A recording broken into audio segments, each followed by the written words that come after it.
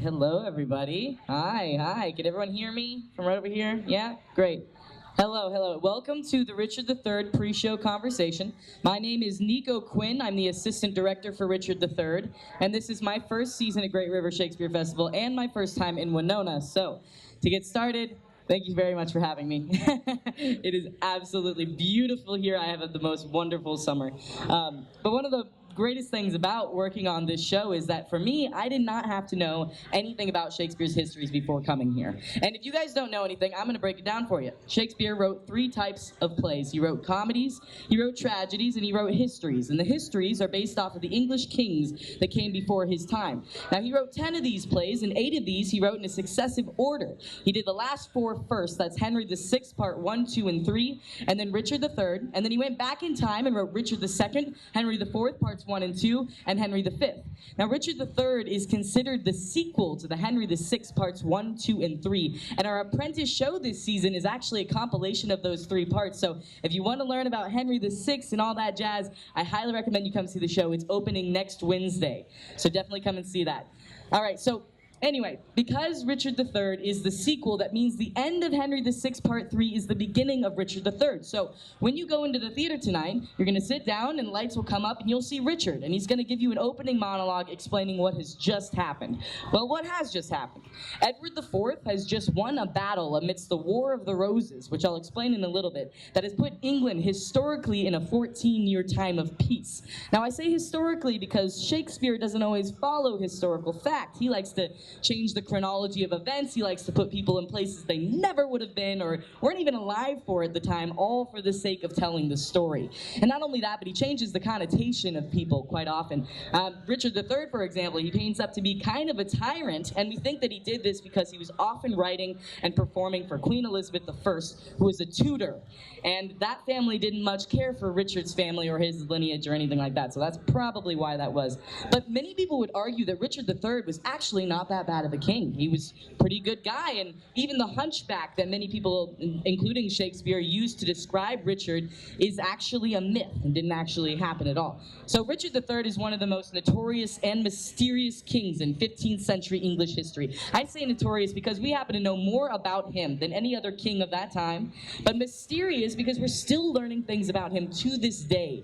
In 2012, his skeleton was discovered under a university parking lot in Leicester, England, and the myth was proven true. He did, in fact, have a severe case of scoliosis, one so bad that he could only fight in battle on horseback because the medieval saddles were constructed in such a way that acted as a brace that made it more comfortable for him to fight there than he would have been on 2 feet. So, Shakespeare was kind of right, huh?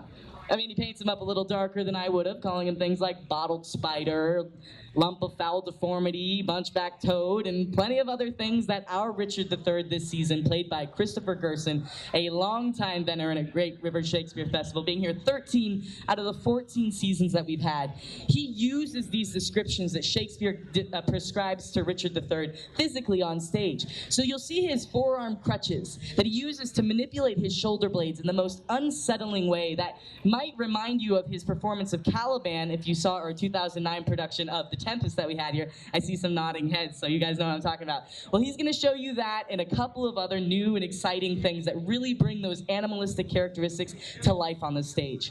So, we're talking about Richard, right? Richard III. He wants to be king. That's it, right? Well, how does he actually do this? Well, what we explore in this show is the family ties, the making or breaking of enemies and alliances within the English court. And the only way that I could truly explain this to you, how important this is to secure a safe place in power, is by giving you a family tree or a timeline going back a couple generations, starting with Edward III all the way to Richard III. So, Mitchell, if you'll come help me out here. I'm going to do this and try and do it and condense it into 3 minutes for you guys. So let's see if we can do this, huh? I'm going to have my little handyman here hold this up for me. You guys can actually follow along on your primers for the last part of it. I'll let you know when that can come in, but I'm going to show you some new information first, and then I'll let you know when you can dive in with me. So, here we go. Edward III, he is the indisputable king of England. Nobody argues this at all. I want to point out that Edward is a part of the Plantagenet family, and every person that I mentioned on this family tree, unless I say otherwise, is a part of this family. Very important. All right, so Edward III has 5 surviving children, the first of which is Edward the Black Prince. Now, the Black Prince has a son called Richard, who later becomes the king and becomes Richard II. Another one of Edward's children, John of Gaunt, has a son called Henry of Bolingbroke. Henry of Bolingbroke and Richard II get into a little bit of a kerfuffle over land, and Henry decides he wants to take the throne from Richard. So he does. He takes the crown off his head, puts it on his own, and becomes Henry IV, King of England. He later passes this title on to his son, Henry V, who passes it on to his son, Henry VI. Not the best king, and Shakespeare writes 3 parts to his story for a very specific reason. He reigns during the times of the Wars of the Roses. I mentioned that before. I'm going to explain to you what that is. So the Wars of the Roses is a long-running civil war within the Plantagenet family that has split the family into 2 houses. Henry VI represents the House of Lancaster, or the Red Rose. The other house comes from, of course, another one of Edward III's children, Edmund of Rutland. If you go down his family tree, or I'm sorry, not Edmund, Rutland, Edmund of York, if you go down his family tree, you'll get to Richard, Duke of York, who establishes the House of York, or the White Rose. Now, Richard gets it in his head that he, through his lineage, is a more legitimate heir to the throne than Henry VI. So he plots and schemes over and over again to take the throne from Henry. But he fails, and he ultimately dies in a battle with one of his sons, Edmund of Rutland, at the hands of Margaret of Anjou, who is Henry VI's wife and also the reigning Queen of England at the time. So he doesn't make it to the throne. But another one of his sons, Edward, does. He takes the throne from Henry VI by killing Henry and his son, Edward, Edward, Prince of Wales, and he becomes Edward IV, King of England. This is where you guys can follow along because we're getting into our play now. So Edward IV has 2 brothers. He's got George, Duke of Clarence, and Richard, Duke of Gloucester. Now Richard wants to take the throne from his brother, so he's got to kill his brother Edward IV and his other brother George. But not only that, he's got to kill his sons, another Edward and another Richard. I know it's confusing, just follow along with me. But not only that, he's got to take care of Edward's wife, Queen Elizabeth, who has brought all of her family to power with her when she became queen. If he can deal with all of those and then make alliances with the rest of the people in the English court, he can secure his place in power. There we go. Whew. I got tongue tied up there. I don't think that was 3 minutes, but I tried my absolute hardest. Thank you so much, Mitchell. All right, so if that's still confusing, guys, you just look on your papers and you'll see that all the pictures, all the faces that you see on that paper are the people that you will see on stage. And those are the people you really need to pay attention to. And not only that, but Shakespeare does really well to give you the names of every single character as they come on stage. So if you're confused, you don't know who this is that you're looking at, just listen for those names, and I'm pretty certain that he's going to give that to you.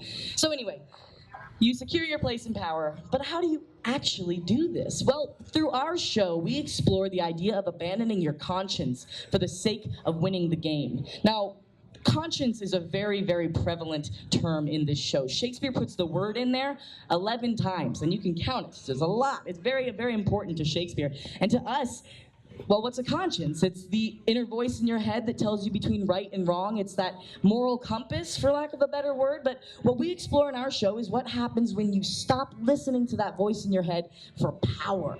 What happens when you stop paying attention to the right and the wrong in order to win the game. Now, I keep saying win the game. Well, to Richard III, this whole play is one big game, a word game, a mind game, to manipulate all the characters around him into doing what he wants. And one of the ways in which he actually achieves winning this game is through the use of rhetoric. Now, the Greek philosopher Plato would describe rhetoric as the act of winning the soul through discourse. And in the case of this show, it's taking words that people have said, twisting them to fit your meaning, and throwing them back in order to beat them at their own game. And if you look at the primers, I've actually pulled a couple lines from you from the actual show that you'll see tonight, and we've scribbled all around them, giving you the rules of this game. As you'll see, the sentences are almost exactly identical to another, except for a few picked and chosen words that have been switched to flipped around to fit the speaker's advantage and thrown back at the listener.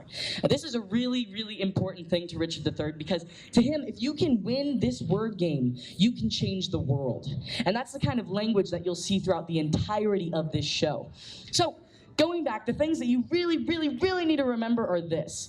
Richard needs to secure a safe place in power by making alliances or enemies with the people in the English court, and he's got to attempt to abandon his conscience for the sake of winning the game. If you guys can remember this, not only will you understand this play, but you will enjoy it as much as I have enjoyed working on it. So thank you very much for listening.